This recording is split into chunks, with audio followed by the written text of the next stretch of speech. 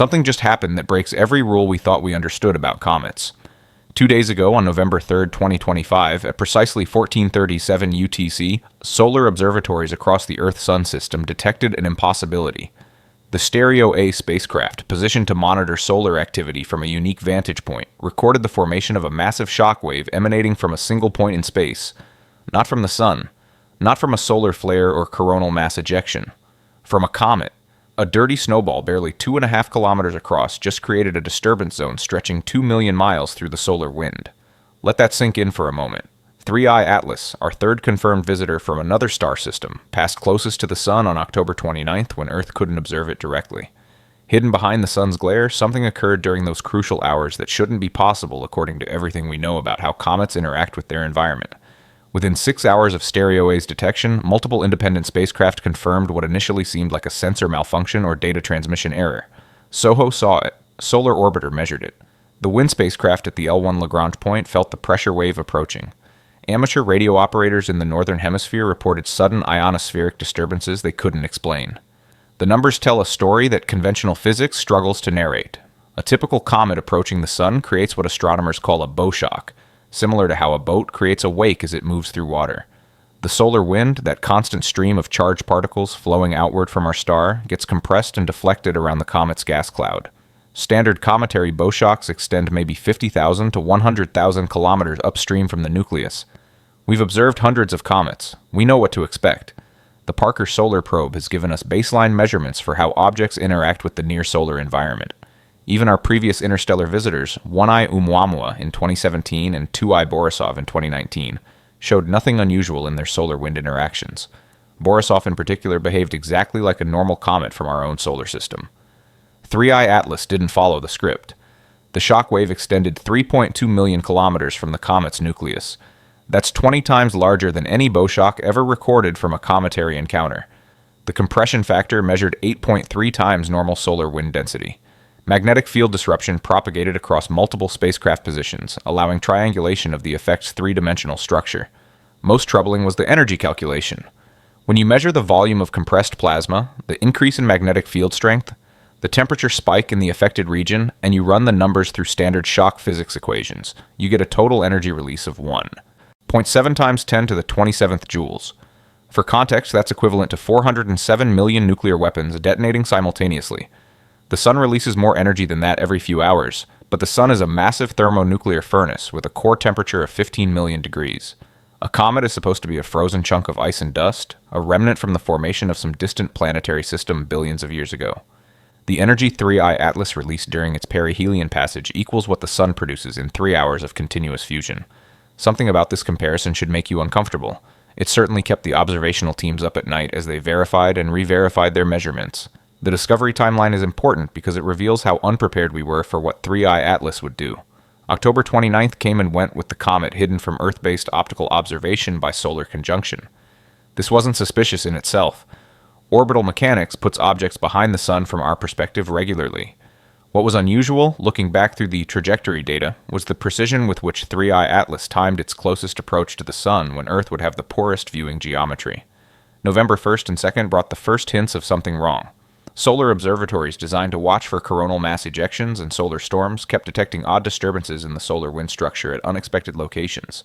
The signals were faint, at the edge of detection thresholds, easily dismissed as instrumental noise or processing artifacts. Then November 3rd arrived. The Stereo A spacecraft, built specifically to observe the Sun from an angle that Earth can't see, captured the expanding shockwave in multiple wavelengths. Ultraviolet sensors showed the heated plasma glowing brighter than background. Magnetometers recorded field line compression, creating a distinctive pressure signature. Particle detectors measured the density increase as the shock front passed the spacecraft's position. Within minutes, automated alert systems notified research teams at NASA Goddard Space Flight Center and the European Space Agency Operations Center. Within an hour, emergency observation protocols activated. Within 6 hours, every available spacecraft with relevant instruments had confirmed the phenomenon. The observatory teams started asking questions nobody had good answers for. Where did the energy come from? How did a relatively small object create such a massive disturbance? Why did the shock structure show geometric regularity instead of the chaotic turbulence expected from natural gas emissions? What mechanism could sustain this level of activity for the observed duration? The standard models for cometary behavior, refined over decades of observations and validated by probes that actually visited comets up close, predicted nothing like what the spacecraft were measuring. Something fundamental was either missing from our understanding, or 3i Atlas was fundamentally different from every comet we'd studied before. Chi-Chang Zhang from Lowell Observatory began tracking 3i Atlas when it emerged from behind the sun just days ago, using a 6-inch amateur telescope purely for the challenge of capturing an interstellar object with modest equipment. He's noticing something in his initial images that professional observatories haven't focused on yet. The comet appears unchanged. After a close pass by the sun that apparently released enough energy to rival a solar flare, 3i Atlas shows no obvious signs of mass loss, no dramatic changes in brightness, no expanding debris cloud that should result from whatever catastrophic event generated that shockwave. The nucleus looks essentially identical to observations from mid-October before perihelion. This observation from an amateur astronomer working with equipment you could buy at a decent camera store presents the first real puzzle that will define everything to come. Physics demands conservation of mass and energy. You cannot create something from nothing.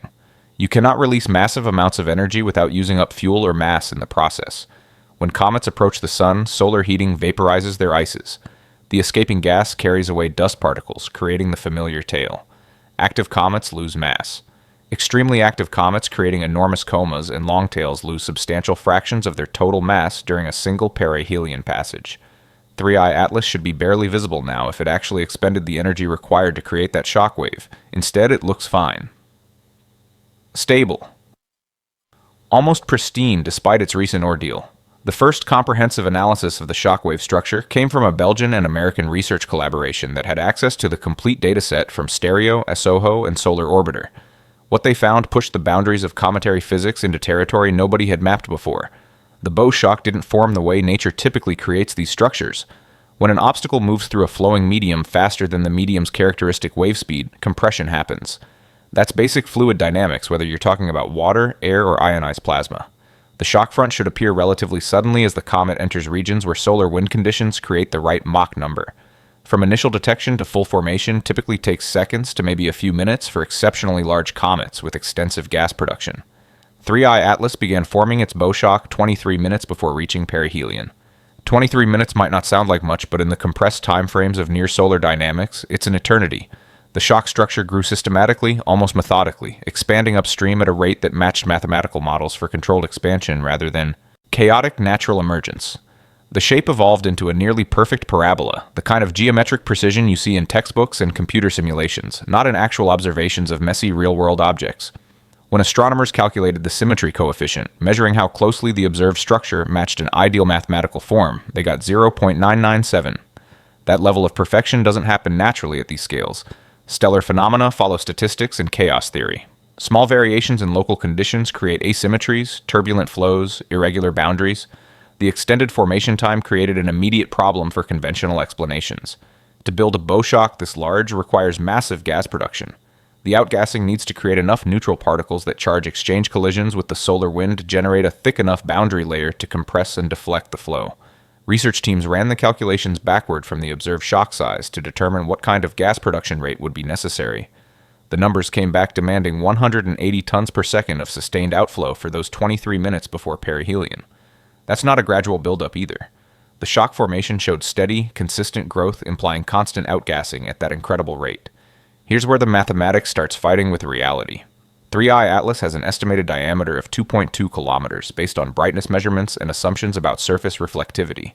If you model it as a spherical object with density similar to other comets, somewhere around 0.6 grams per cubic centimeter accounting for high porosity, you get a total mass around 66 trillion kilograms.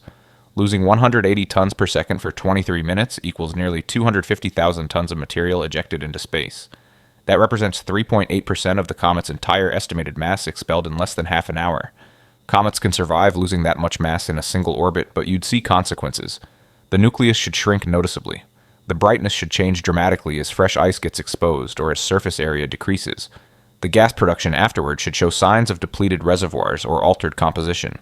Preliminary observations over the coming week, when Earth will have good viewing geometry, should reveal these expected effects. Spectroscopic analysis will measure actual gas production rates. Wide-field images should detect the scattered light from 250,000 tons of dust and gas dispersing through near-solar space. The brightness should show measurable changes within normal detection uncertainties. If the comet objectively did not lose the mass that the shockwave formation objectively required it to lose, both measurements will conflict. Both will come from independent instruments using different physical principles to make their determinations.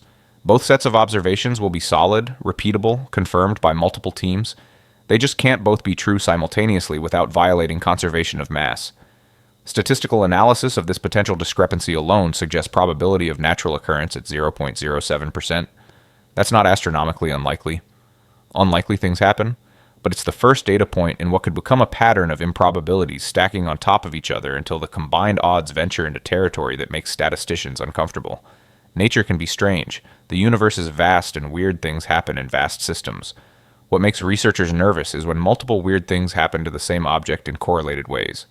The next discovery came from detailed analysis of the pressure wave structure as it propagated outward from the perihelion point. Stereo A's position allowed continuous monitoring of the expanding shockwave over a period of several hours, instead of a single pressure front gradually weakening as it moved into less dense regions of the solar wind. The instruments detected 7 distinct compression waves moving outward in sequence. Each wave showed up as a sharp pressure increase, followed by a gradual decline before the next wave arrived.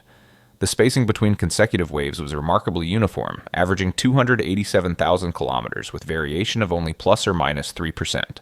In time units, each wave followed the previous one by 16.3 minutes with the same tight tolerance. Imagine standing on a beach watching ocean waves roll in with perfect spacing. Each wave crests exactly 1.5 miles behind the previous one, timed with stopwatch precision for 2 hours straight. Ocean waves vary chaotically due to complex interference patterns, wind conditions, and nonlinear dynamics. Solar wind shares that chaotic variability, with turbulence and instabilities creating natural fluctuations at all scales. Seeing 7 pressure pulses maintaining 97% spacing uniformity over nearly 2 hours suggested some kind of underlying periodicity driving the emission process. Periodic behavior from comets isn't unknown. Rotational jets can create regular patterns as active regions point toward and away from the sun. The problem was matching the period to the comet's physical properties. 3I Atlas rotation rate had been measured from light curve variations during October observations. The nucleus spins once every 8.7 hours. That's the fundamental period of the object, the timescale that should control any rotationally modulated phenomena. 16.3 minutes is 322 times faster than their rotation period. There's no harmonic relationship, no simple mathematical ratio connecting these timescales. If the waves resulted from rotating jets hitting some resonance condition with the solar wind, that resonance would need to occur at a specific frequency having nothing to do with the object creating it. Possible in principle, but requiring extraordinary coincidence in matching natural frequencies. Previous comets showing periodic outgassing variations displayed timing uncertainties of plus or minus 45% or more. Comet 67P/Churyumov-Gerasimenko, visited up close by the Rosetta spacecraft, showed jets that varied by factors of 2 in intensity and timing between rotation cycles. Comet Halley's historical outbursts happened at irregular intervals spanning days to weeks. Comet Holmes in October 2007 underwent a massive sudden brightening that was a single discrete event with no follow-up pulses. The known population of cometary behavior included nothing exhibiting the kind of precision timing that 3I Atlas demonstrated during its perihelion passage. Nature uses thresholds measured in hours or days, gradual buildups and exponential decays, chaotic triggering from complex instabilities. Millisecond precision and sustained periodicity belong to systems with feedback control.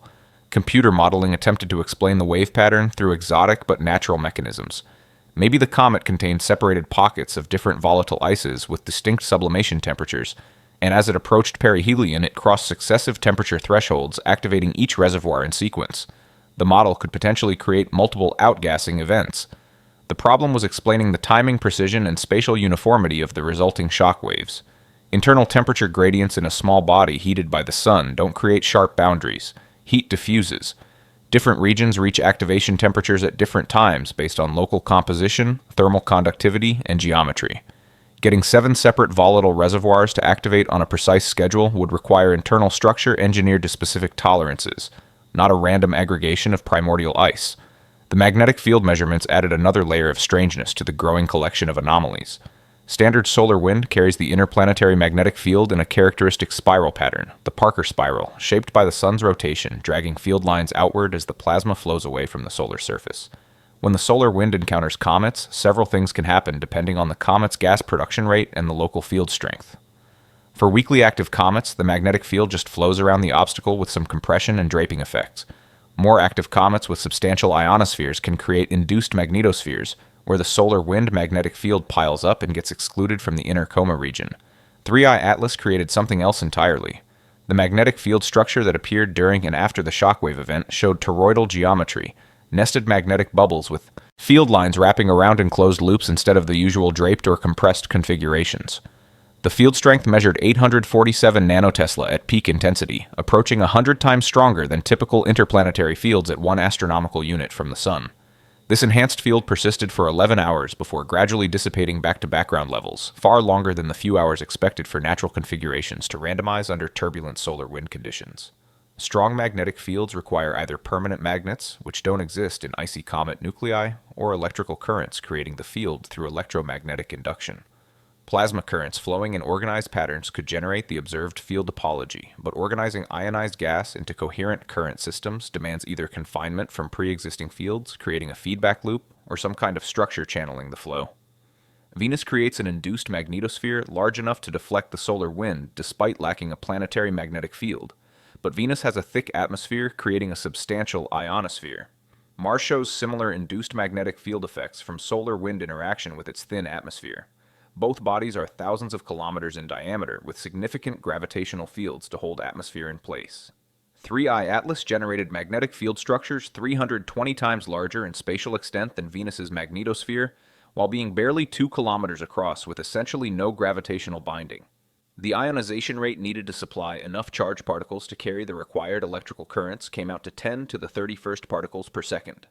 Spectroscopic observations measuring actual ionization from characteristic emission lines in the visible and ultraviolet gave 7 times 10 to the 28th particles per second, short by a factor of 140. You cannot create strong magnetic fields without the electrical currents to generate them, and you cannot maintain those currents without enough charged particles flowing through the circuit. The numbers didn't close. They weren't even close to closing.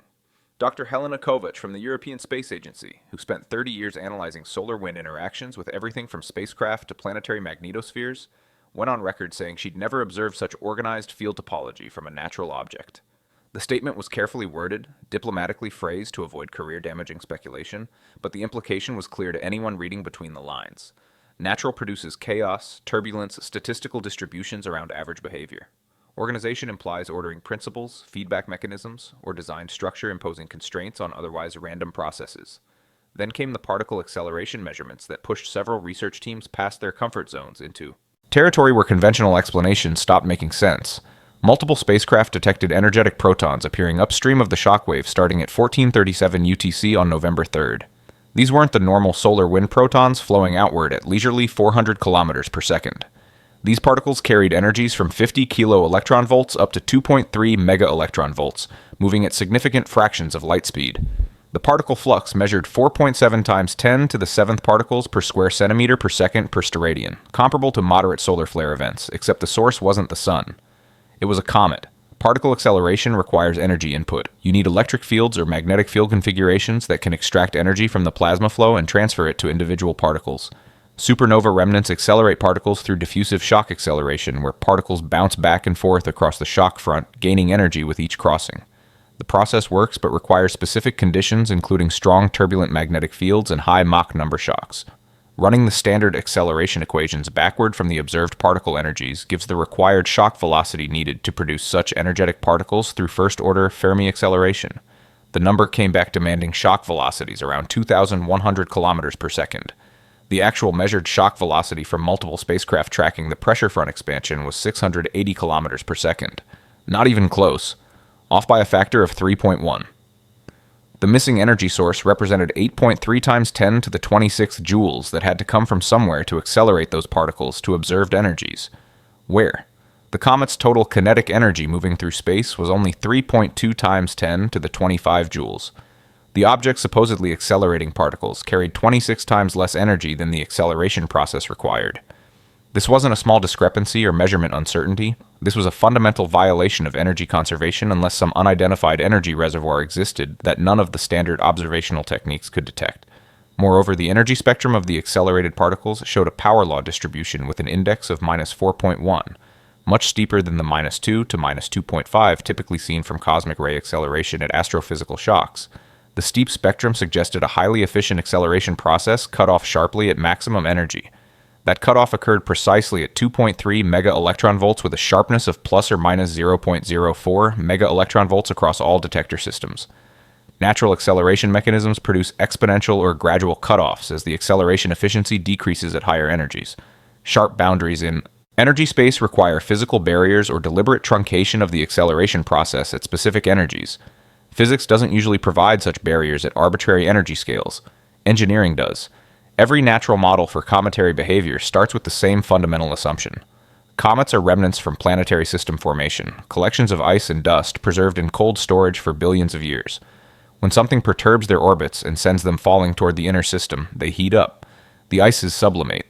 Gas pressure builds until it erupts outward. It's a passive process, driven entirely by solar radiation, warming a cold object. The comet doesn't do anything. Things are done to it by the environment. Fred Whipple's dirty snowball model from 1950 laid out the basic physics that generations of astronomers refined into sophisticated simulations. You input the comet's orbit, its size, composition estimates, and the code calculates how much solar energy hits the surface at each trajectory point. That energy budget determines sublimation rates for different volatile species. Water ice dominates, vaporizing vigorously once surface temperatures exceed about 200 Kelvin. More volatile materials like carbon monoxide and methane sublimate at lower temperatures. The escaping gas drags dust particles along, creating the visible coma and tail. For 3I Atlas approaching perihelion in late October 2025, the models made specific predictions. Given a nucleus roughly 2.2 kilometers in diameter and closest approach at 0.039. Astronomical units from the Sun, surface temperature should have peaked around 700 Kelvin. The total energy available from solar radiation hitting the surface during perihelion passage came to approximately 3 times 10 to the 24th joules. That's the energy budget nature provides. You can't get more energy from sunlight than actually hits the object.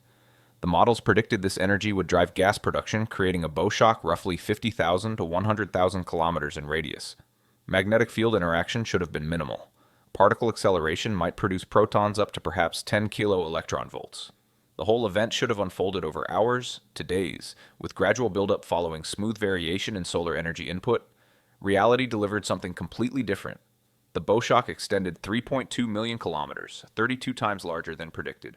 Energy release measured 1.7 times 10 to the 27th joules, 567 times greater than available solar energy. Magnetic field amplified to 847 nanotesla, factors of 85 to 169 beyond natural compression. Particles accelerated to 2.3 mega electron volts, 230 times more energetic than expected. The timing showed. Precision measured in seconds rather than natural variation spanning hours to days. These discrepancies reveal a pattern. Everything is stronger, larger, more organized, more precise. The deviations don't scatter randomly around predictions the way measurement errors would. They consistently push in the same direction, toward higher energy, greater organization, tighter control. When nature varies from theoretical predictions, you typically see some parameters running high, others running low. 3I Atlas showed systematic enhancement across every observable parameter. Research teams are attempting to salvage natural explanations by proposing modifications to standard models. Maybe the composition was unusual. Perhaps 3I Atlas contained extraordinary quantities of highly volatile ices that release more energy when sublimating. Carbon monoxide and methane have higher sublimation energies per molecule than water.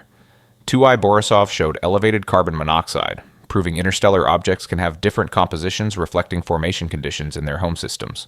The problem is that even the most energetic chemical sublimation processes only provide so much energy per kilogram. Enthalpy of sublimation for the most volatile ices tops out around 1 megajoule per kilogram. Taking the entire estimated mass of 3I Atlas, 66 trillion kilograms, and assuming every bit was pure carbon monoxide undergoing complete sublimation would yield about 6.6 times 10 to the 19 joules total. The observed energy release was 1.7 times 10 to the 27th joules, short by nearly 8 orders of magnitude, not in the same universe of possibilities. Some researchers are proposing hollow interior geometry, a thin shell surrounding cavities filled with pressurized gases. Fracturing during close solar approach could allow catastrophic release of stored volatiles. Comet 17P/Holmes provided precedent, suddenly brightening by hundreds of thousands in October 2007 from exactly this kind of subsurface cavity rupture. The hollow shell model explains sudden massive gas release but fails on multiple requirements. It doesn't account for 7 periodic pulses spaced with 97% precision over 2 hours. Catastrophic rupture happens once.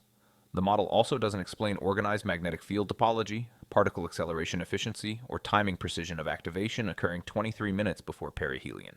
Papers rushing to publication over the coming weeks will examine all proposed natural mechanisms against complete observational data.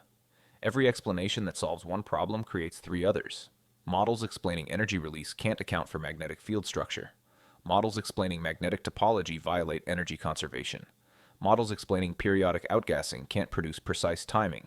It's like playing whack-a-mole, where each swing just makes problems pop up elsewhere. The energy budget problem sits at the mystery's heart and cannot be explained away. Energy conservation is not a suggestion. It's one of physics' most fundamental principles, tested to extraordinary precision across every domain from subatomic particles to cosmology. Energy doesn't appear from nowhere. When you observe an object releasing 567 times more energy than its environment provides and internal reserves contain, you have three choices. Conclude measurements are wrong. Propose unknown physics violating energy conservation. Or accept energy came from a source not accounted for in natural models. Measurement error requires believing 6 independent spacecraft operated by different agencies using different instruments all made correlated errors in exactly the same direction. The unknown physics explanation requires proposing revolutionary mechanisms operating at scales never observed that conveniently only manifest in this one interstellar comet. That leaves the third option, the one nobody in academia wants discussing publicly right now. What if the energy came from a source natural models don't include because they only consider natural processes? What if 3i Atlas carries its own energy source capable of storing enormous energy density and releasing it in controlled ways? That statement, carefully examined, describes technology. Private conversations happening right now in conference hallways, encrypted email exchanges, late-night phone calls between trusted colleagues all circle around the same uncomfortable recognition. The data collectively shows characteristics inconsistent with natural objects but consistent with engineered systems. Precise timing suggests computer control. Geometric regularity indicates manufactured components. Energy efficiency at 78% matches laboratory accelerators, not chaotic natural shocks. Directional control toward the ecliptic plane implies steered emission. Synchronized operation of 7 pulses indicates coordinated subsystems or timed release mechanisms. Dr. Avi Loeb's experience with Oumuamua casts long shadows over these discussions. After analyzing that first interstellar object's anomalous acceleration and unusual geometry, Loeb suggested publicly that artificial origin should be considered. The astronomical community's reaction was swift and harsh. Mainstream media created sensationalized headlines. Other scientists actively distanced themselves. Even holding a tenured Harvard chair, Loeb faced significant professional consequences for merely proposing observational data might be consistent with technology. Junior researchers are learning the lesson clearly. Careers get destroyed for suggesting artificial origin regardless of what data shows. The acceptable response to anomalous observations is proposing ever more exotic natural explanations. Hydrogen icebergs, nitrogen ice fragments, dust bunnies held together by organic. TARS. Each hypothesis increasingly contrived but crucially remaining within natural process boundaries. That boundary must not be crossed in published work or formal scientific discourse. Over the coming weeks, informal surveys will likely reveal the disconnect between private beliefs and public statements. Preliminary conversations suggest many astronomers agree 3i Atlas displays genuinely unexplained properties. A significant fraction privately considers artificial origin at least possible. Only a tiny percentage will state that possibility publicly. Most cite career concerns, funding implications, or fear of media sensationalism as reasons for self-censorship. The interstellar context makes the situation more intriguing. 3 confirmed interstellar objects in 8 years represents detection rates nearly 4 times higher than pre-2017 models predicted. Looking at the 3 visitors reveals an interesting pattern. Oumuamua showed clear anomalies. 2i Borisov appeared remarkably normal. 3i Atlas arrived with multiple unprecedented anomalies making Oumuamua look conventional. The progression suggests something almost like sampling strategy. Anomalous object draws attention. Normal object provides baseline. More anomalous object escalates evidence. If conducting a survey testing detection capabilities and response patterns, you might follow exactly this graduated approach.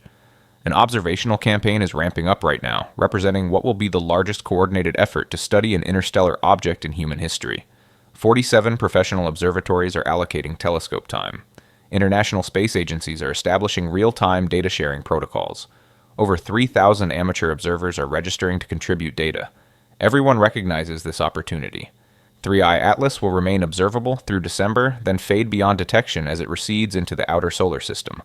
The Shockwave itself continues exhibiting properties defying standard dissipation models. Current projections suggest that by late November, the compressed region will have expanded beyond 4 million miles. Standard plasma physics predicts exponential decay as the pressure wave propagates into lower density regions. Instead, early observations show linear expansion and coherent structure persistence far beyond theoretical timescales. If trends continue, the magnetic field half-life will measure around 8 days compared to expected dissipation times around 4 hours.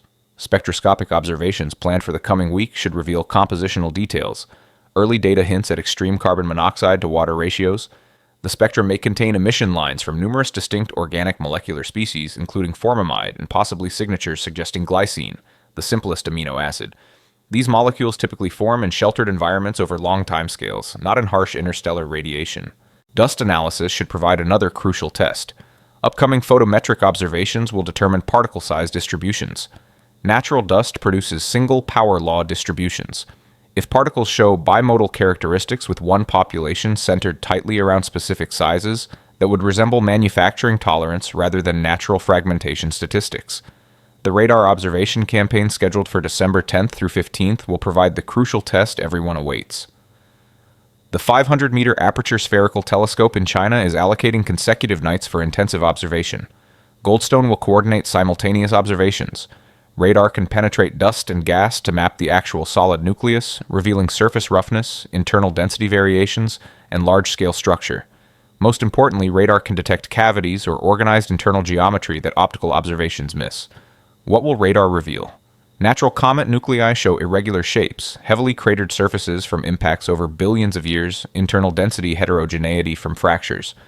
If 3i Atlas is natural despite anomalous behavior, radar should show similarly chaotic structure. But what if radar returns show something else? Perfect spherical geometry, smooth manufactured surfaces, hollow internal cavities arranged in regular patterns. Those signatures would eliminate natural formation entirely. Radar doesn't lie. The data will be unambiguous. December 19th marks closest approach to Earth at 0.61 astronomical units. The geometry will be nearly optimal with good solar illumination and favorable declination. Apparent magnitude should reach plus 8.9, easily visible in amateur telescopes. At 0815 UTC, 3i Atlas will pass in front of an 11th magnitude background star, providing occultation opportunity for precise size determination. The debris cloud remains the absent evidence troubling everyone right now. If 3i Atlas released measured energy through normal outgassing, it should have expelled over 5 billion tons of material. That much doesn't just disappear. It scatters sunlight, shows up in imaging as expanding clouds. Observations so far show nothing. No expanding envelope. No dust trail. No spectroscopic signature of dispersing gas beyond normal tails every active comet displays. By late December, if no debris cloud becomes detectable, then 3i Atlas objectively will not have lost mass that conventional physics requires. That will eliminate the last conventional explanation. You can't have energy without a source. You can't create massive shock waves without expending material or energy. Conservation laws aren't optional. Breaking them requires measurement error, which 6 spacecraft make unlikely, or new physics requiring revolutionary frameworks, or non-natural energy sources pointing toward conclusions the establishment refuses considering publicly. Astronomers are already capturing the collective anticipation. December 19th is approaching like Super Bowl, World Cup, and Olympics combined for comet scientists. We get one shot. The entire community understands. Years might pass before another interstellar object with similar observability appears. The December observations will either provide natural explanations resolving anomalies or definitively establish that 3i Atlas operates outside conventional physics. Either outcome advances knowledge, but both possibilities terrify and exhilarate researchers equally. Science advances through surprises. 3i Atlas is delivering surprises at every turn. We stand at a threshold just 1 week after Perihelion that feels both momentous and terrifying.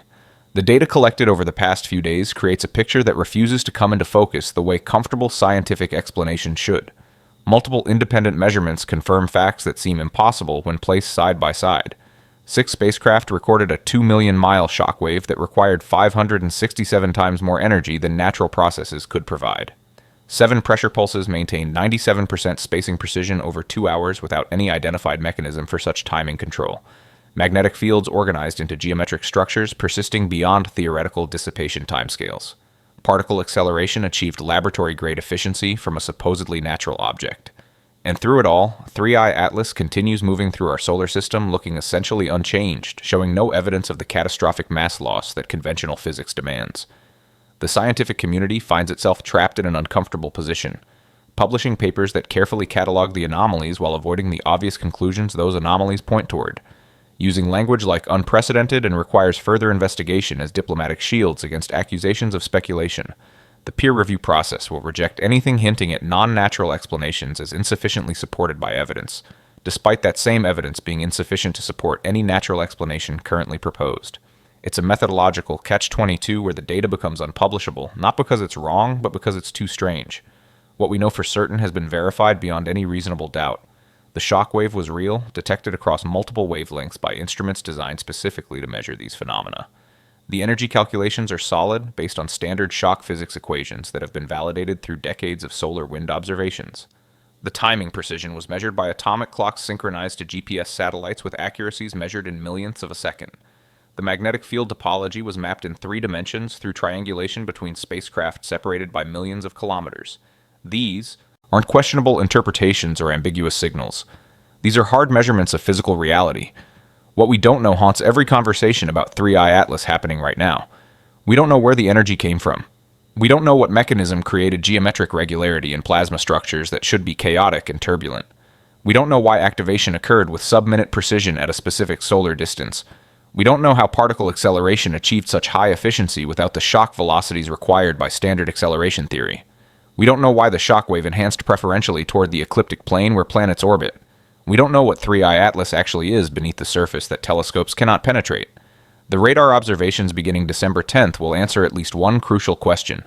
Internal structure cannot hide from radio waves that penetrate deep into the nucleus.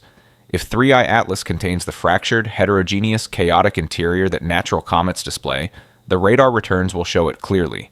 Density variations, impact scars, irregular voids from volatile loss, the signatures of billions of years tumbling through space, accumulating damage and evolution. Natural objects bear the marks of their history written in structural disorder. But if the radar reveals something else, organized geometry, manufactured smoothness, intentional structure, then the conversation changes fundamentally. You cannot explain geometric regularity as statistical fluctuation or measurement artifact when radar maps it directly. December 19th looms with the weight of potential revelation. Closest approach will provide the best observational geometry humanity will have for this visitor from another star system. Spectroscopy will reach unprecedented detail levels. Photometry will track brightness variations on minute timescales. The stellar occultation will give absolute size determination. Every major telescope that can point at 3i Atlas will be collecting data simultaneously, building a comprehensive snapshot of this object at maximum observability. In the days following, as analysis proceeds and results get compared across instruments and observation teams, pieces of the puzzle will either snap into place, revealing a coherent natural picture, or the puzzle will fragment further into increasingly irreconcilable contradictions. 3 possible futures branch from this moment, each carrying profound implications. In the first, natural explanations emerge that resolve the anomalies. Perhaps radar reveals internal structure that enables efficient energy storage and release through mechanisms we hadn't considered. Perhaps the debris cloud appears in deeper imaging, just fainter than initial observations detected. Perhaps new physics operating in the extreme near-solar environment creates conditions where our standard models break down in predictable ways once we understand the relevant parameters. This outcome preserves the comfortable universe where comets are comets and physics works the way we think it works. Academia breathes a collective sigh of relief. Papers get published proposing the new mechanisms. Textbooks get updated, life continues. In the second future, mysteries deepen rather than resolve. Radar shows ambiguous results, tantalizing hints of structure that could be interpreted multiple ways depending on modeling assumptions. The debris cloud remains absent but not definitively ruled out. Energy source remains unexplained but not definitively unexplainable. The scientific community settles into an uncomfortable stalemate where competing hypotheses coexist without resolution. Papers continue appearing with careful hedging language and calls for additional observations.